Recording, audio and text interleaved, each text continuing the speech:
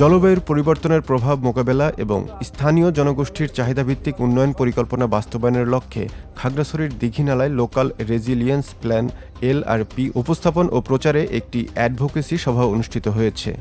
আজ সকালে দীঘিনালা উপজেলা অডিটোরিয়ামে কোরলিয়া এর উদ্যোগে এবং UNDP সহযোগিতায় ERRD CHT প্রকল্পের আওতায় এ সভা অনুষ্ঠিত হয়। এতে সভাপতিত্ব করেন উপজেলা নির্বাহী কর্মকর্তা তানজিল পারভেজ।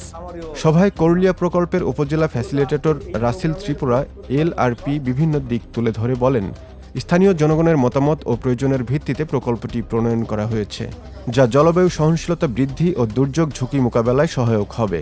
জলবায়ু পরিবর্তন এটা শুধু আমাদের এই পাহাড়ের সমস্যা না, এটা শুধু বাংলাদেশেরও সমস্যা না, এটা একটা গ্লোবালি সমস্যা, একটা বিশ্বব্যাপী একটা সমস্যা। তো দেখা গেল আমরা কার্বন নিঃসরণ করি খুব কম, কিন্তু এই কার্বন নিঃসরণের ফলে জলবায়ুর যে পরিবর্তন, জলবায়ুর যে বিরূপ প্রতিক্রিয়া, এটার ভোগান্তি আমাদের সবচেয়ে বেশি ফেস করতে হয়।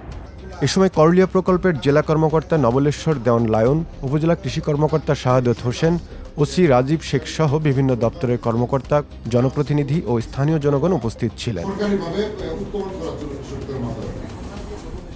বক্তারা জলবায়ু অভিযোজন, প্রাকৃতিক সম্পদ সংরক্ষণ এবং টেকসই উন্নয়নের সরকারি বেসরকারি সমন্বিত উদ্যোগের উপর গুরুত্বারোপ করেন।